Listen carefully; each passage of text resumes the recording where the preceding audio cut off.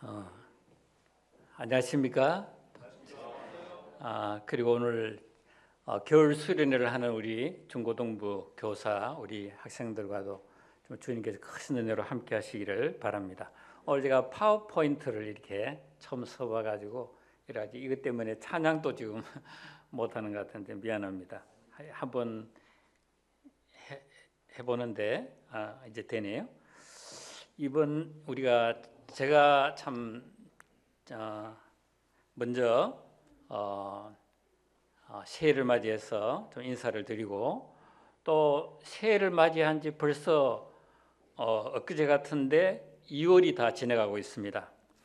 저희 부부는 은퇴 후에 하나님의 은혜와 여러분의 기도 덕택으로 신과 재충전을 통해서 제2의 삶을 살고 있습니다.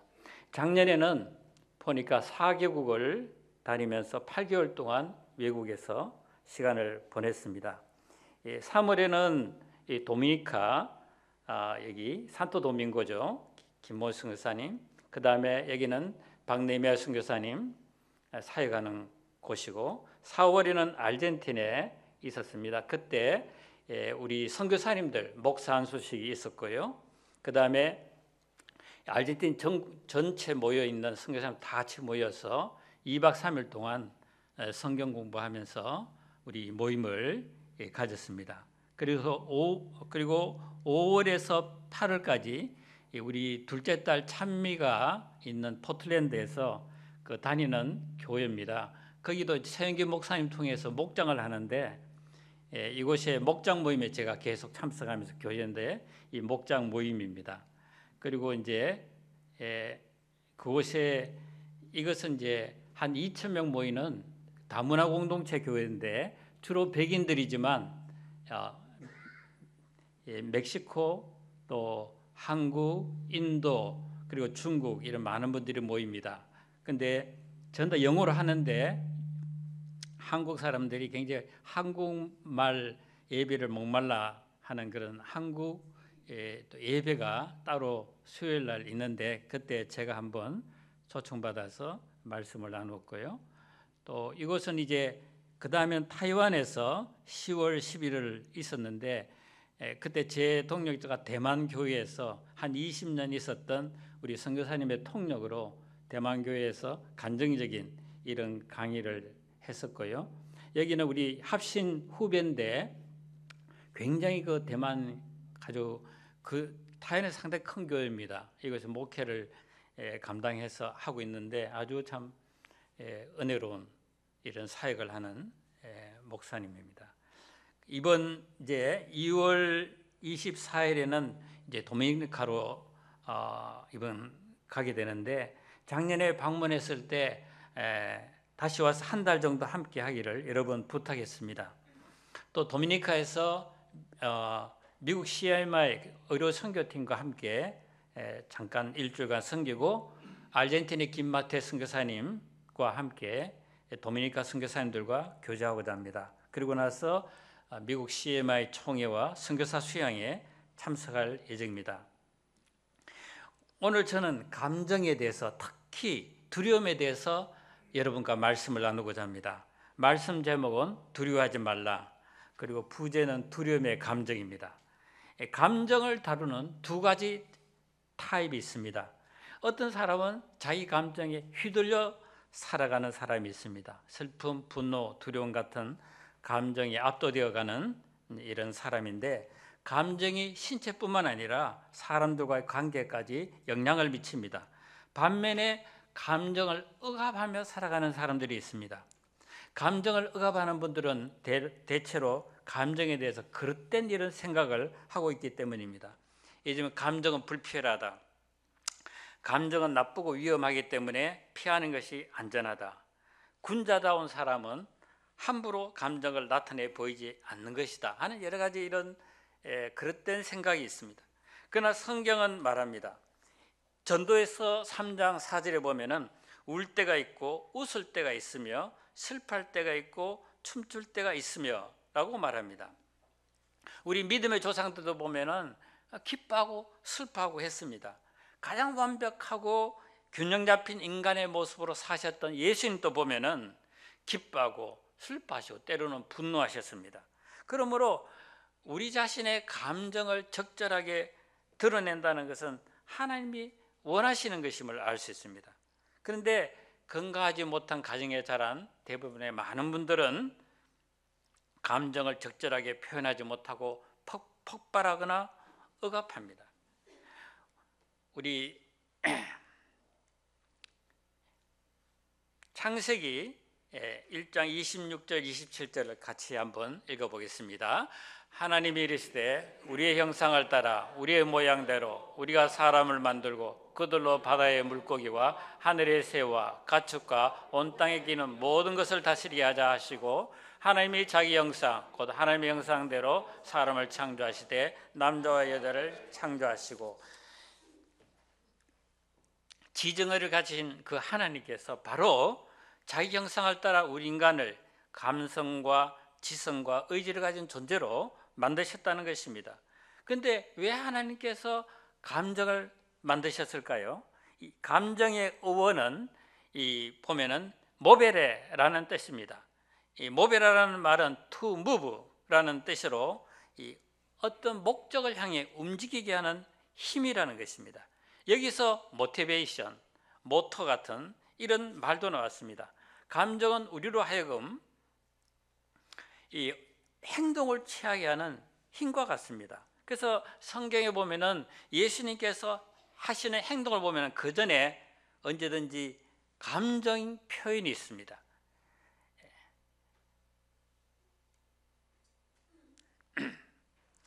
우리가 마가복음 3장 1절에서 5절을 보면은 바리새인들이 예수님을 고소하려고 안식일에 한 손 많은 사람을 고치는가 엿보고 있는데, 예수님 너무나 안타까우셔서 안식일에 선을 행하는 것이 옳으냐 악을 행하는 것이 옳으냐, 사람 죽이는 것이 옳으냐 살리는 것이 좋으냐, 이렇게 말씀하셨지만은 그들은 마음을 굳게 닫고, 그래서 완악한 그들의 마음을 보신 예수님은 노하셔가지고 그들을 둘러보시고 탄식하시면서 한손 마른 자를 고쳐주셨습니다. 그래서 우리는 이 감정에 대한 올바른, 감정이 무엇인가는 성경적인 올바른 그런 지식, 아는 것이 중요합니다. 성경에서는 감정에 대해서 어떻게 말씀하고 있습니까? 먼저 감정은 하나님이 주신 선물이라는 것입니다. 감정을 경험할 수 있는 능력을 우리 하나님께서 우리에게 선물로 주셨다는 것입니다. 우리는 다양한 감정들이 우리 안에 있습니다.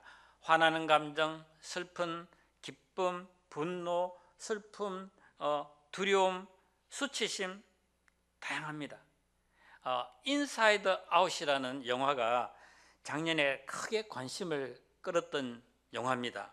여기 보면은 소녀 랄라의 그 마음에 일어나는 그 감정들을 의인화해 가지고 영화를 만들었는데, 거기 보면은 기쁨, 슬픔, 버럭이, 까칠이, 소심, 이 소심은 두려움입니다.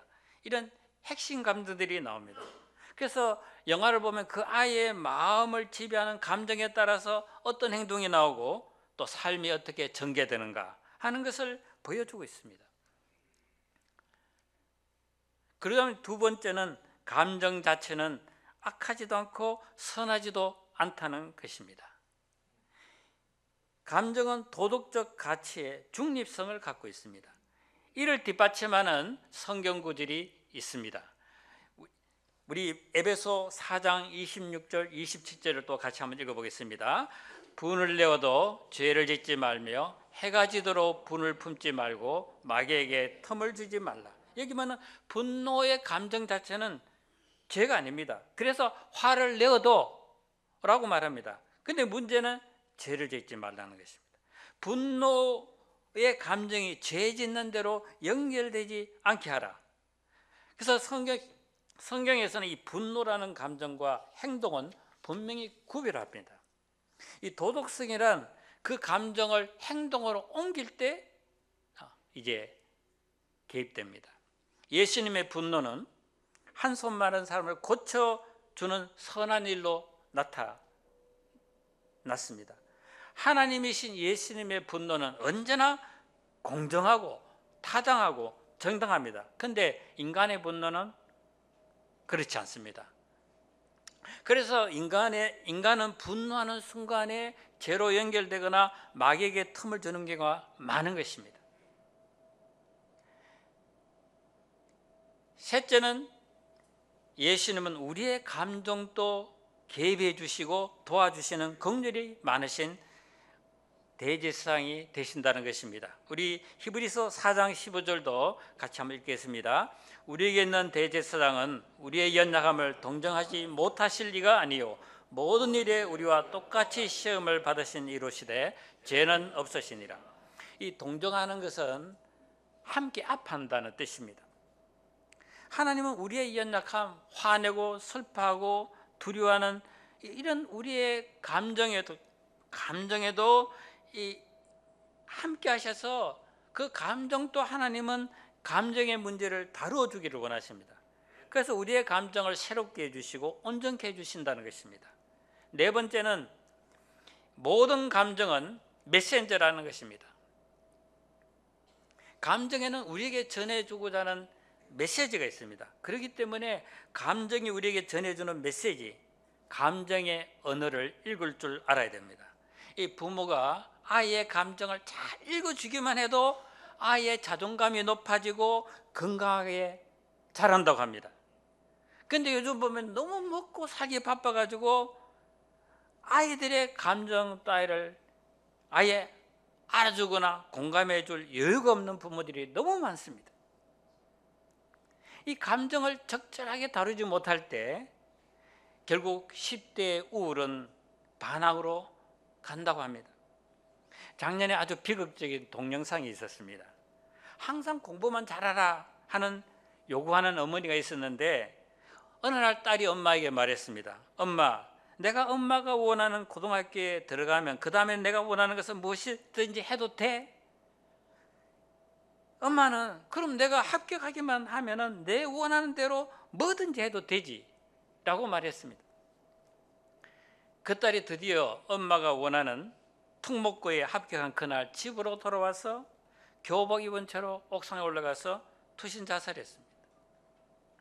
만일 그동안에 엄마가 아이의 감정을 한 번이라도 잘 읽어줄 수 있었더라면 그런 비극을 막을 수 있었을 텐데 얼마나 안타까운 일입니까? 여러분, 남편이 아내를 사랑한다 하는 것은 무엇입니까? 아내가 하나님 다음에 우선순위가 되는 겁니다. 두 번째는 아내의 감정을 존중히 여겨주는 것입니다. 물론 아내도 남편의 감정을 잘 읽어줘야 되겠죠. 그래서 이 10대 우울은 반항으로 가지만 40대 우울은 불륜으로 간다고 합니다. 이 감정이 전해주고자 하는 메시지를 잘 읽는 것이 그만큼 아주 중요하다는 것입니다. 오늘 이 시간 감정 가운데 이제 두려움이라는 이 핵심 감정에 대해서 한 가지를 한번 깊이 한번 생각해 보고자 합니다. 핵심 감정이라는 것은 한번 형성된 감정이나 버릇이 일생 동안 지속된다는 것입니다. 과거에 경험했던 어떤 반복적인 사건으로 해서 형성된 감정이 이제 기억으로 존재합니다. 그래서 과거의 기억이 떠오르게 하는 비슷한 상황이 닥치게 되면 자동적으로 유사한 정서적인 이런 반응을 보인다는 것이죠. 이 두려움의 감정이라는 것은 위험을 인식하는 데서 일어나는 아주 불쾌하고 강렬한 그런 감정입니다. 여러분 가운데 두려움의 감정이 없는 분 계십니까? 평상시에 여러분 자주 느끼는 어떤 두려움과 불안이 있습니까? 현대에게는 276가지의 그런 두려움이 있다고 합니다. 예를 들면 다른 사람들이 나에 대해서 어떻게 생각할까? 왕따 당하지 않을까? 사람들 앞에 서서 말하는 데 대한 두려움을 갖는 이 두려움도 조사한 바에 의하면 굉장히 많다고 합니다. 이 부모들, 어린 자녀들을 가진 마음, 부모들의 마음에는 우리 아이들이 훌륭하게 자라지 않을까 하는 그런 두려움도 있습니다. 그 외에 부모와 배우자와 자녀의 죽음에 대한 두려움, 병에 대한 두려움, 직장을 잃을까 하는 두려움, 온 세상을 불안하게 하는 불행한 어떤 그런 사건이나 재난이 발생하지 않을까 하는 그런 두려움 등이 있습니다. 지금 우리는 김정은 한 사람 젊은이 때문에 우리나라에 일어날 테러나 전쟁과 같은 공동체적인 그런 두려움이 없지 않아 있습니다. 이런 두려움과 염려가 비그리스도인들 뿐만 아니라 우리 믿는 자들 가운데 있다는 것입니다. 우리 로마서 8장 15절을 한번 같이 읽어볼까요? 로마서 8장 15절. 너희는 다시 무수하는 종의 영을 받지 아니하고 양자의 영을 받았으므로 아빠 아버지라 부르짖느니라.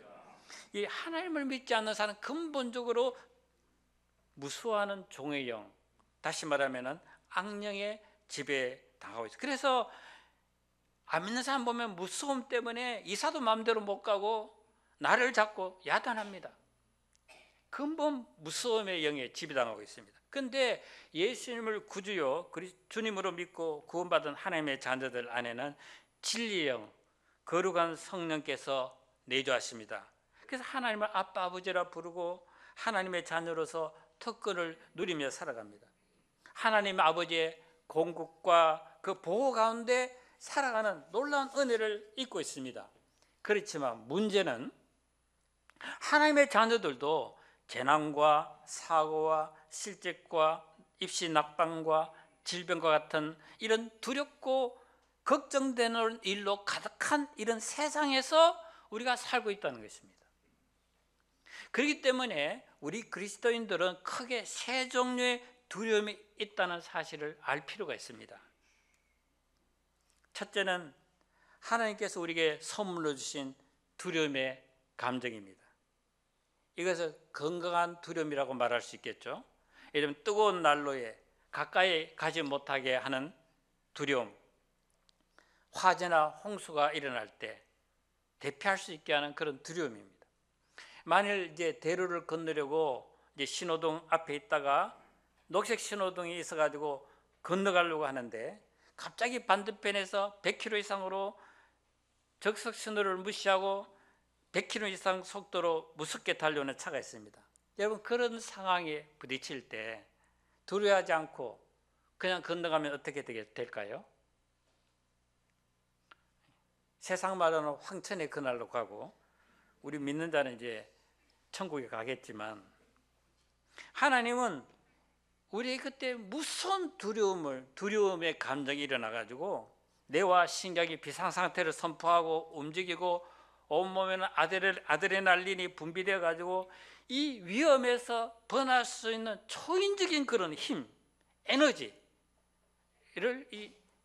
공급해 줍니다. 저는 하나님이 주신 이 두려움의 감정이 제 삶의 전환점을 가져오게 했다 이렇게 말할 수 있습니다. 왜냐하면 저는 고등학교 2학년 초까지 삶의 의미를 찾지 못하고 무척 방황했습니다. 이 무척 방황했다는 것은 내적으로 굉장히 방황했습니다. 그래서 제가 책상에 앉아서 제대로 고등학교 2학년 초까지 공부해 본 적이 없었습니다. 그런데 어느 날 이렇게 살다가는 인생의 실패자가 될 것 같은 두려움이 생겼습니다. 이른에 저는 친구의 인도로 교회를 나갔고, 그리고 그때부터 마음을 다잡고 대입 공부에 전념하게 되었습니다. 이때 두려움은 저로 하여금 하나님께 나아가게 하고 아주 대우각성에서 공부하는 에너지와 추진력이 되었습니다. 이 하나님이 우리에게 주신 선물로 주신 건강한 두려움은 우리의 목숨을 보호하고 지탱하게 해줍니다.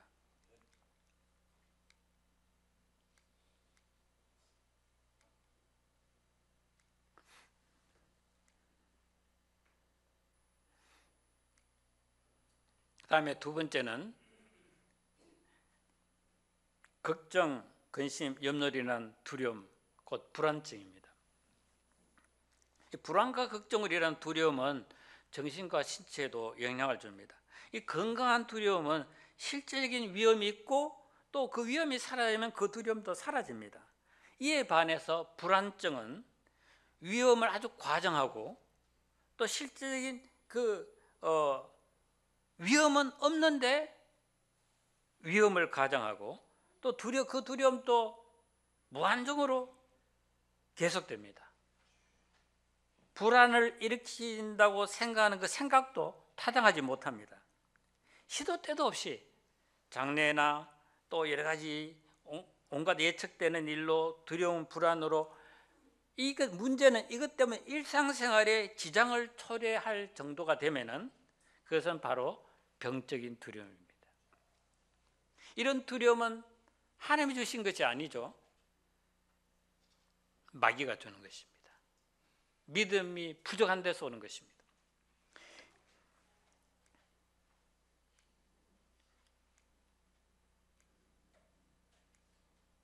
요즘 갈수록 공황장애를 가진 사람들이 많습니다. 대체로 한 10분간, 20분간 자기 통제력을 상실할 정도로 강한 공포, 죽지 않을까 하는 불안, 내가 미치지 않을까, 어떤 사고를 저지르지 않을까, 그런 느낌이 엄습해 옵니다. 연예인 가운데도 있습니다. 이경구, 또 김장호 같은 사람 있습니다.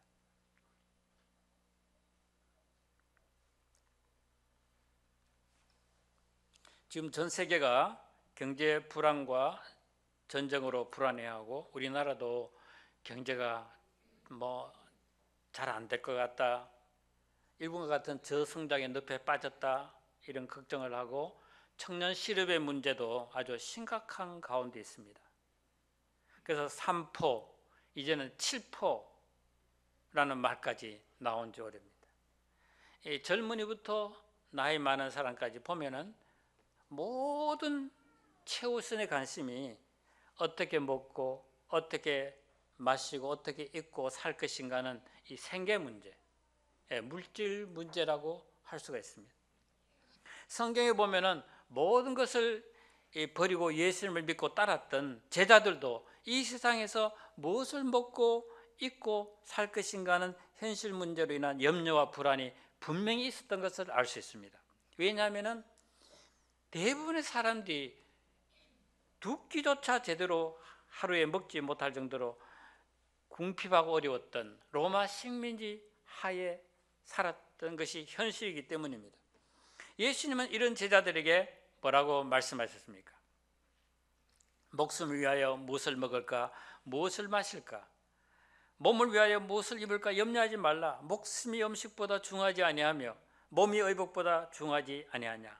우리에게 목숨과 몸을 주신 하나님께서 왜 그 목숨에 필요한 양식, 몸을 위한 의복을 공급해 주시지 않겠느냐 말씀하십니다. 그리고 연이어 말씀하십니다. 우리 마태복음 6장 33절 34절은 같이 한번 읽어보겠습니다. 그런즉 너희는 먼저 그의 나라와 그의 의를 구하라. 그리하니 모든 것을 너에게 다 하시리라.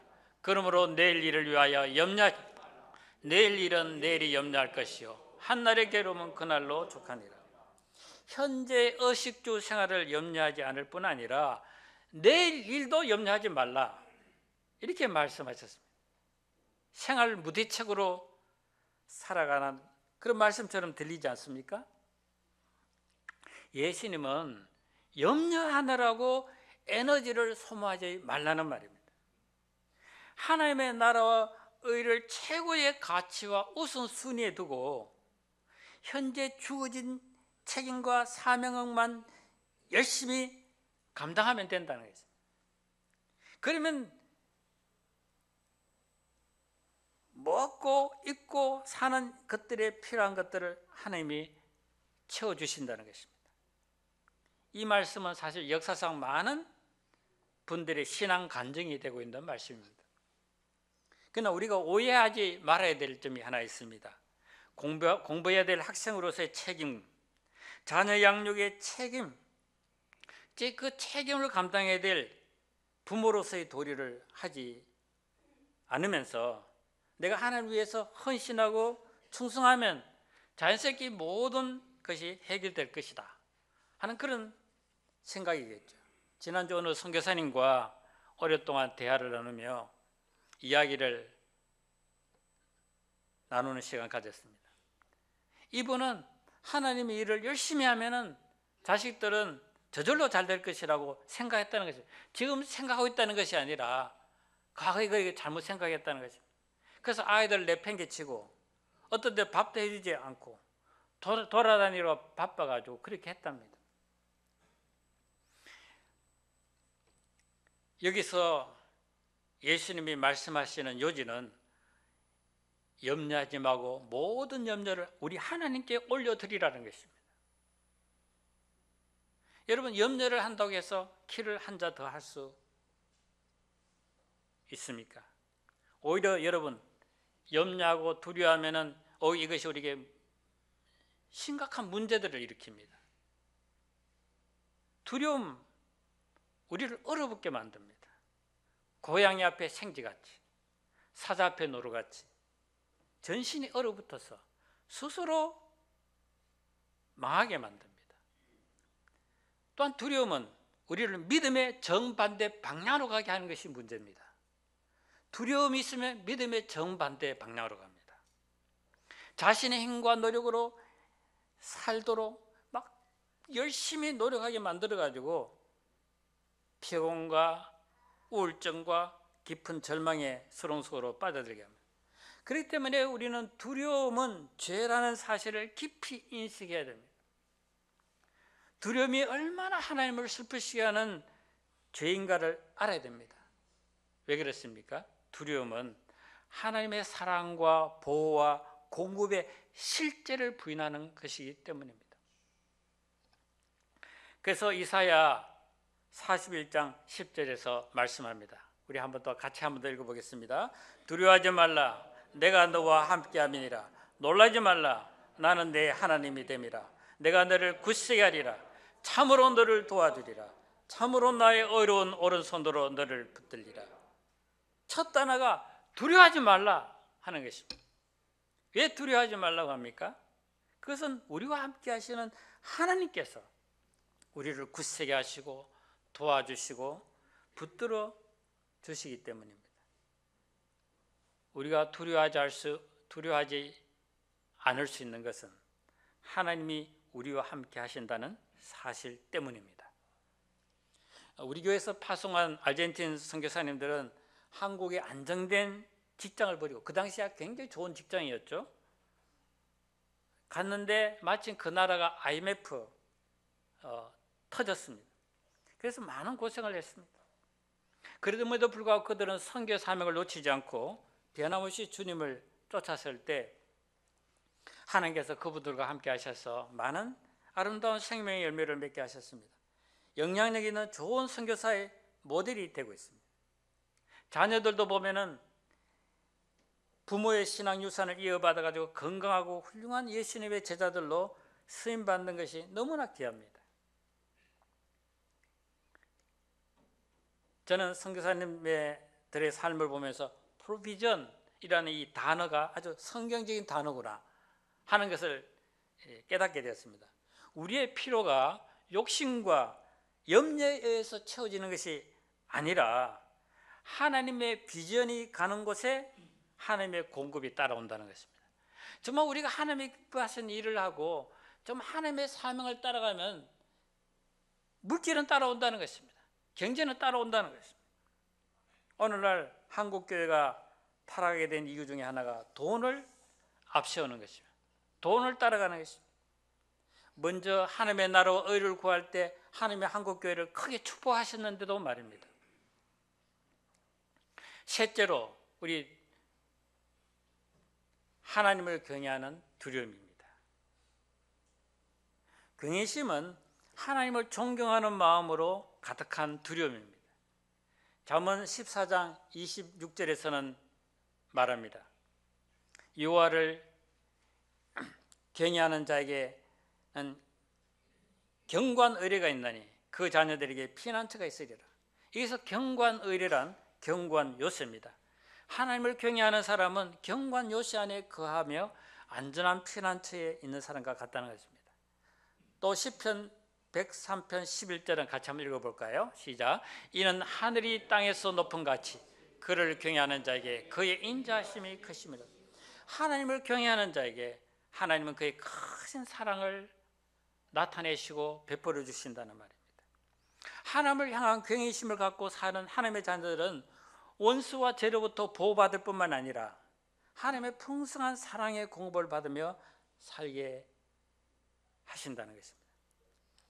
여러분 마음속에 불안하고 두려운 것들이 있습니까?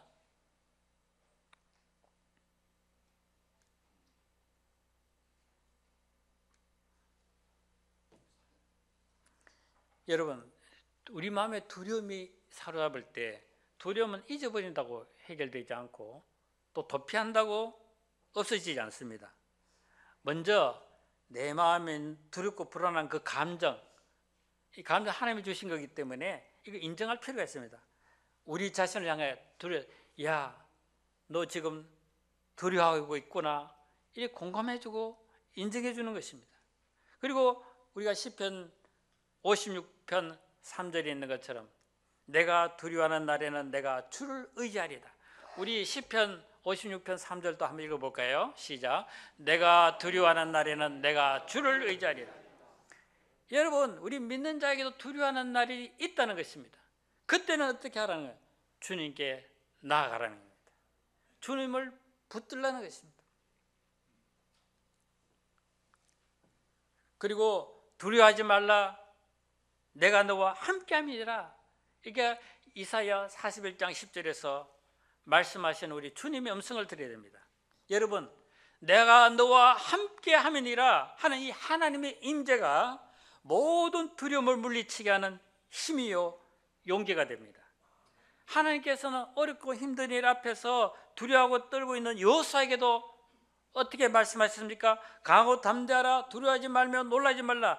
내가 어디로 가든지 내 하나님 여호와가 너와 함께 하느니라.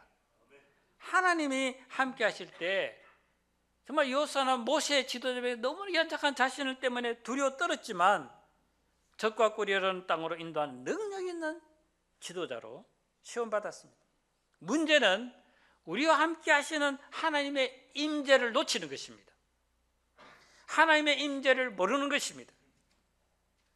여러분, 마태복음 14장 28절 31절을 보면요, 오병이의 기적을 베푸신 후 예수님은 먼저 제자들을 보고 배 타고 건너가라고 합니다. 제자들이 가는데 거스리는 바람과 물결도 너무 힘들고 고생하고 힘들 때 예수님 물 위로 걸어옵니다. 아마 너무 피곤해서 그런지 예수님 보고 유령이다 하고 놀라고 두려워했습니다. 그때 예수님은 안심하라, 나니 두려워하지 말라 하셨습니다. 베드로는 너무 반가워가지고 주님, 나도 물 위로 걷게 해주십시오. 예수님께서 오라고 하자 베드로는 배에서 내려 물 위로 걷기 시작했어요. 여러분, 베드로가 물 위로 걸었다는 사실입니다. 놀라운 기적이 아닙니까? 근데 문제는 얼마 가지 못해가지고 베드로가 물에 빠졌다는 것입니다. 그 이유가 무엇입니까? 그가 함께 하시는 주님을 바라보지 않고 바람과 파도를 바라봤기 때문입니다. 베드로가 예수님에게서 시선을 떼고 다른 것들을 바라봤기 때문에 두려움의 광풍에 휩쓸려 가지고 바다에 빠졌습니다. 여러분, 베드로처럼 저와 여러분도 주님을 바라보고 힘차게 찬송하며 나아가다가 정말 주님을 바라볼 때는 정말 찬송하며 힘차게 나아갑니다. 그러다가 험한 세상을 바라보고 두려움의 바다에 빠질 때가 얼마나 많습니까? 하나님의 임재를 놓치기 때문입니다. 하나님이 나와 함께 한다는 사실, 하나님의 임재야말로 모든 두려움에 대한 해답이 됩니다. 그러면 저와 여러분이 하나님과 늘 동행하며 하나님 임재 가운데 사는 방법이 무엇일까요? 여러분, 하나님의 임재를 바라보게 하는 눈, 영안을 뜨게 하는 것은 하나님께 감사하는 것입니다. 하나님과 함께하는 사람들의 특징은 감사하는 생활입니다. 감사하고 있는가 아닌가 하는 것을 보면은 하나님과 함께하는 삶을 살고 있는가 않는가 하는 여부를 알 수 있습니다. 여호수아 갈렙을 제한 이스라엘 백성이 왜 약속의 땅으로 못 들어갔습니까? 민수기 14장 22절에서 그 이유를 이렇게 말씀합니다. 내 영광과 애국과 강야에서 행한 내 이적을 보고서도 이같이 10번이나 나를 시험하고 내 목소리를 청종하지 아니했다. 여러분, 나를 시험했다는 말은 하나님이 계신가 아닌가 의심했다는 말입니다. 그들은 적과 꿀이 끓이 흐르는 땅으로 가는 도중에 그동안 그 수많은 이적을 보고 하나님이 함께 하시는 걸 보고 했지만 길이 나쁘거나 물이 없거나 어려운 문제가 있을 때마다 하나님 우리 가운데 있는가 안 계시는가 하나님을 시험했습니다.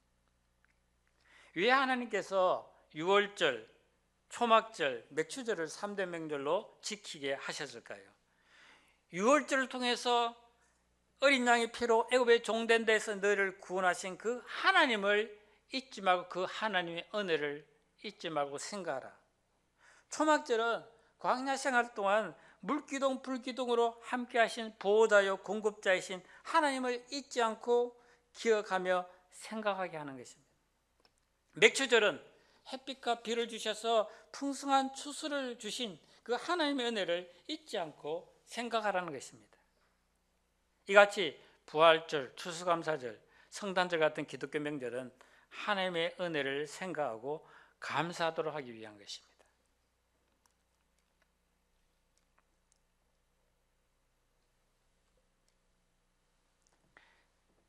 감사는 하나님이 우리와 함께 하신다는 것을 잊지 않게 합니다. 감사는 하나님의 임재로 들어가게 하는 문과 같습니다. 감사할 때 하나님의 임재 안으로 더 깊이 들어가게 됩니다. 이와 반대로 원망은 하나님의 임재를 떠나게 만듭니다. 그러므로 하나님은 그의 자녀들이 언제나 감사하는 삶을 살기를 원하십니다. 우리 데살로니가전서 5장 18절 한번 읽어볼까요? 범사에 감사하라. 이것이 그리스도 안에서 너희를 향하신 하나님의 뜻이니라.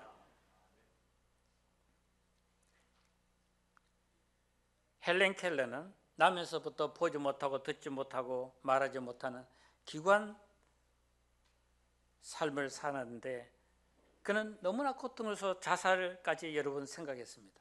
이런 그가 하나님을 만나고 난 후 감사가 넘치는 삶을 누구보다 살았습니다.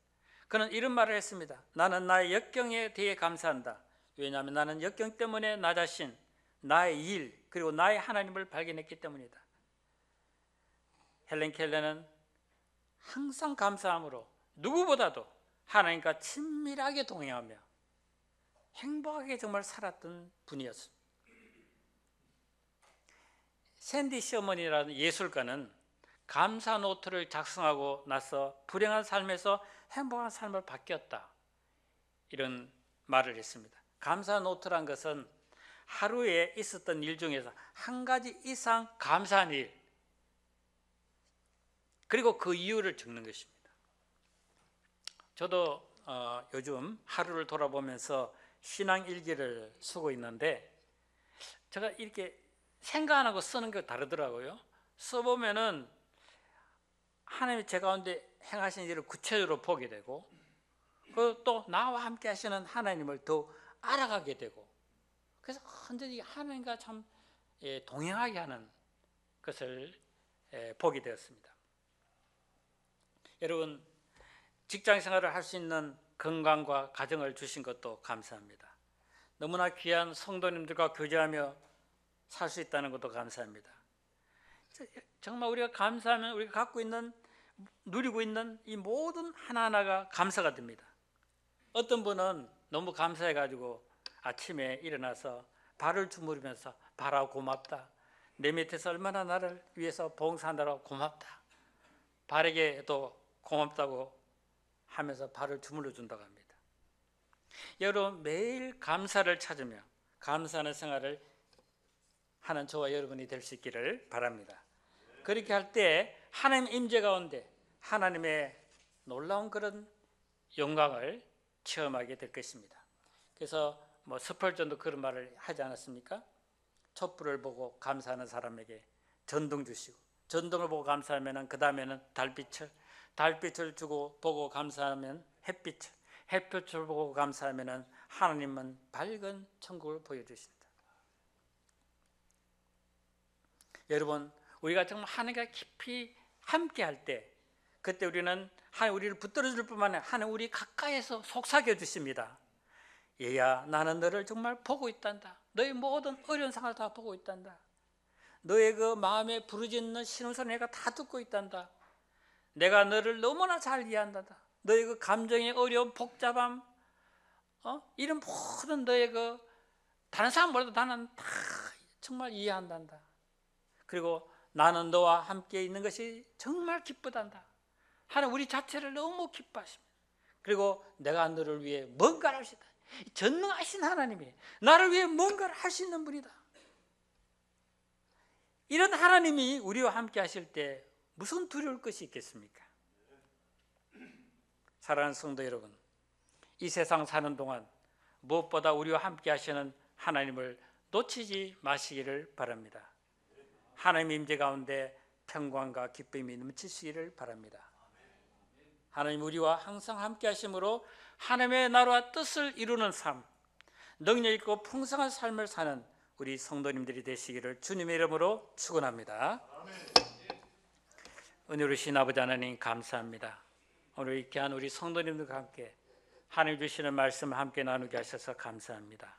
우리 한 번 한 번 정말 이사야 41장 10절에 있는 대로 내가 너와 함께 함이니라 하는 주님의 음성을 듣고 우리와 함께 하시는 하나님의 그 우리를 강하게 하시고 능력 있게 하시고 붙들어 주시는 그 은혜를 날마다 체험하게 주옵소서. 특별히 우리도 두려워하는 때가 있습니다. 그럴 때마다 우리가 내가 주를 의지하리라 하는 말씀대로 주님 앞에 나가서 주님을 신뢰하고 주님을 붙들 수 있도록 은혜를 베풀어 주시옵소서. 예수님의 이름으로 감사하며 기도를 드립니다.